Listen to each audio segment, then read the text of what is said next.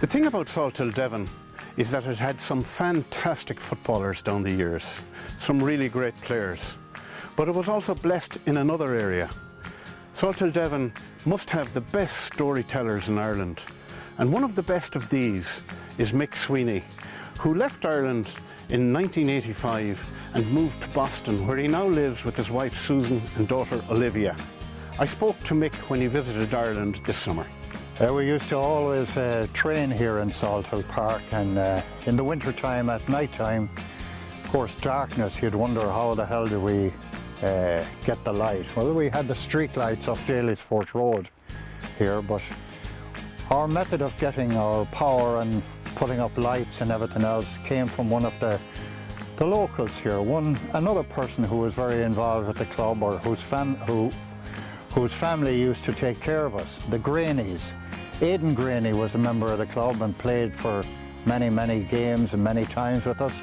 But the family, the Greenies, would give us the power, allow us to plug in. We'd set up cords down to the field here.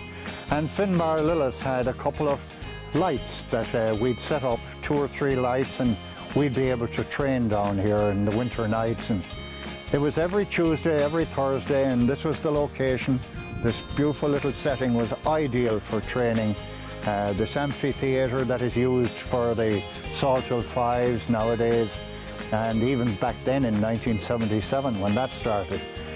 I joined the club, I think it was in 1972, and all the training was here. There were great guys that would be down here training, like Noel Murphy and Joe Philbin, Finbarr. Art Friel was the man that was in charge back then.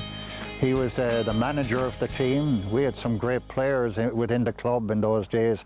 Harry Lee, one of the great ones, known as Hat-Trick Harry. Oh God, how many hat-tricks did he score for the club? I don't think anybody could relate, but there were many, many.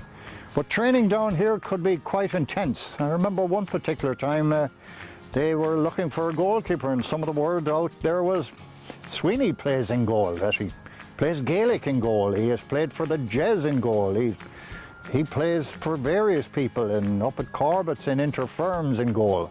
So anyway, down here, Finbarr gets me down here in the goal, and we're playing away. And one stage, Finbarr decided to try me out.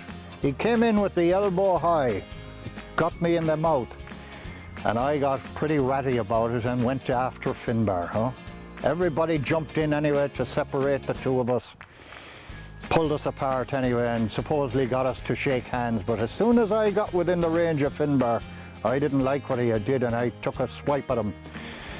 Well, I think Finbarr realised then that maybe this fella might be all right for playing in goal, so I was chosen for my violent nature to become a goalkeeper for the Salthill team at the time. But there were other goalkeepers. Another man by the name of Sweeney, Mac Sweeney, Terry Mac Sweeney, who was known to us all as Tuggy, became the goalkeeper on that junior team at the time. There was no senior football in Galway, but Tuggy became the great goalkeeper and became the town goalkeeper as well.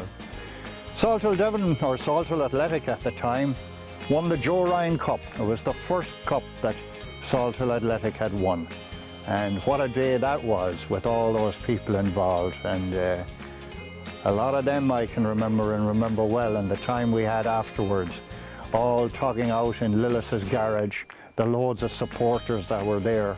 Men like, I can remember a load of guys that were around at that time at the game.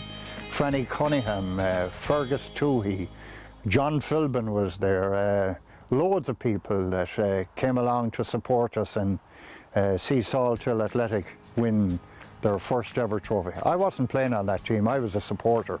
But what a great team it was. Great players, great guys. But this was where we all did our training, a great spot to train. And it's still used by the club for the Fives. Great.